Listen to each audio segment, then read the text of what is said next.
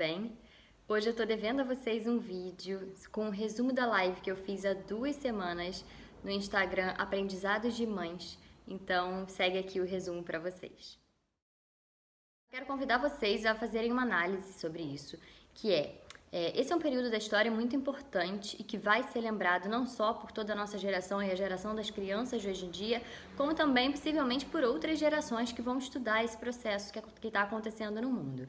O que afetivamente as suas crianças vão se lembrar desse período quando elas crescerem. E a gente precisa, de algum modo, tentar criar marcas afetivas para os nossos filhos nesse período, que não é um período fácil para a história, não é um período feliz para a humanidade, mas essas crianças estão em casa conosco e elas vão registrar esse momento com bastante presença na memória deles.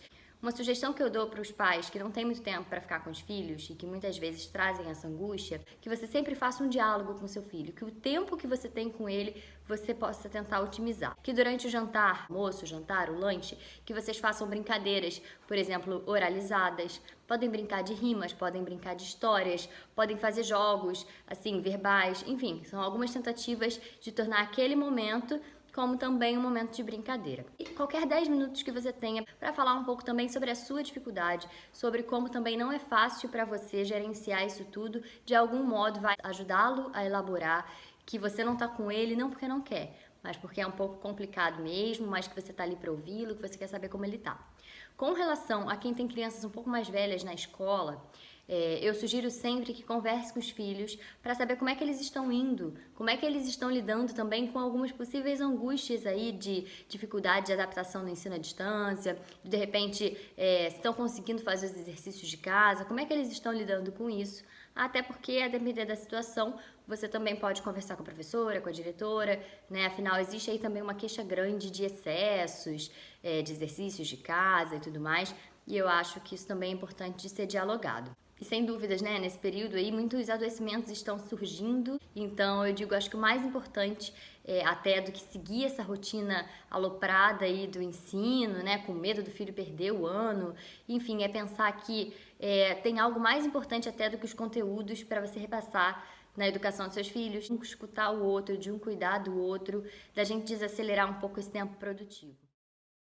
A culpa materna recai justamente sobre as mães com esse peso, até por conta de uma questão histórica, cultural, uma construção aí em que a mulher é colocada no centro dessa educação e dos cuidados dos filhos, né, há gerações e gerações. E esse é um acontecimento que passa por todas nós mães em algum momento, essa pressão social que vem para o individual com uma certa força. Algumas vezes através de cobranças diretas que a gente recebe, né, de familiares, ou da sociedade mesmo. Outras vezes por nenhuma cobrança dos outros, e sim por algo que já está introjetado em nós, né, pela nossa responsabilidade parental.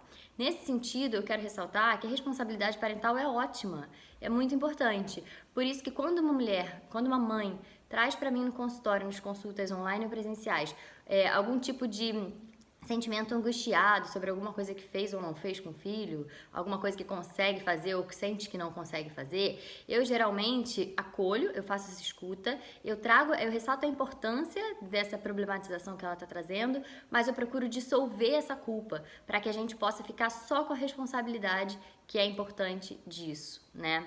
Mas a culpa não faz bem, até porque quando ela vem forte, ela muitas vezes efeitos aí importantes e ruins, né? Na autoestima da mulher, num sentimento de incapacidade, de frustração como mãe, e isso não é muito saudável. E uma das sugestões que eu dou quanto a isso é sempre, sempre, sempre procurar levar ao pai da criança essa coparticipação, porque muitas vezes a gente sabe que infelizmente existem muitos pais ausentes dentro e fora de casa, mas talvez aí algumas mulheres assistindo esse vídeo vão dizer, mas é impossível, eu não posso contar com o pai do meu filho.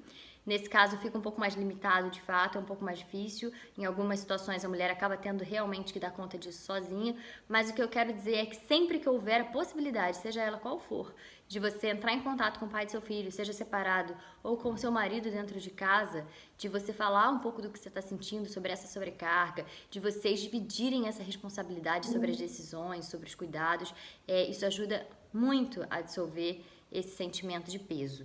E fora, né, que é sempre melhor tomar as decisões em conjunto do que em separado. Afinal, a responsabilidade compartilhada é muito mais potente também para a criança. E aí foi interessante que nesse ponto da live eu até fiz uma observação sobre os casais com filhos pequenos, porque só esse ano eu tenho trabalhado com 6 mulheres, mães, que têm me trazido a mesma queixa.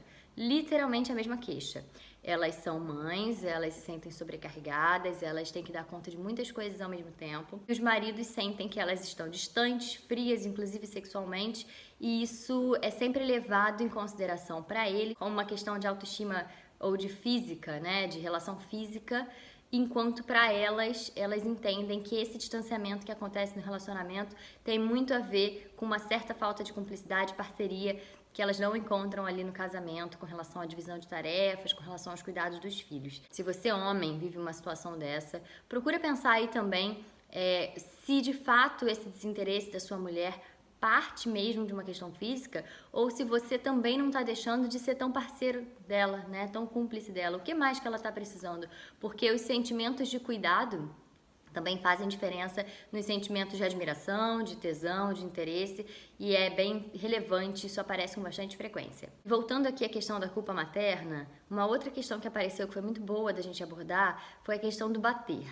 Sobre isso, eu sempre ressalto que, de fato, os métodos mais agressivos, os métodos de punição, não são as melhores ferramentas de educação. E educar por medo e ensinar os seus filhos a serem obedientes por medo não é a melhor forma, não é o jeito mais saudável e nem produz inteligência emocional. Existem sim outras formas. E quando uma mãe traz para mim essa angústia do bati no meu filho e agora o que eu faço, me sinto horrível, né? Eu sempre lembro que somos todos humanos e que tanto os adultos quanto as crianças estão também elaborando e regulando e aprendendo a lidar com esses sentimentos. Então, assim, para mim, uma sugestão que eu vou dar é: vamos falar de sentimentos com as crianças sempre, sempre. Então, por exemplo, no meio de uma birra, senta com a criança olho no olho e conversa com ela sobre os sentimentos. O que ela está sentindo, o que você está sentindo vendo ela fazer essa birra. Conversa sobre esses sentimentos, que talvez, ok, não seja uma conversa tão viável no momento da birra, mas se você puder se afastar e depois que as coisas acalmarem, sentar com ela e fazer essa demonstração, fazer essa explicação, usar suas expressões faciais para ela entender também quando a criança é um pouco menor, ou no caso de crianças um pouco maiores, eu já dei algumas sugestões no meu Instagram. Vocês podem fazer emojis com carinhas, né, com as expressões dos sentimentos e falar sobre cada um desses sentimentos e frequentemente conversarem sobre isso com as crianças. Não é imediato, mas também não é tão demorado assim. A criança começa a aprender a identificar os sentimentos, a pensar 2 vezes sobre aquele sentimento e a pensar estratégias para aquilo, ao invés de grito, ao invés de birra, ao invés de se jogar no chão.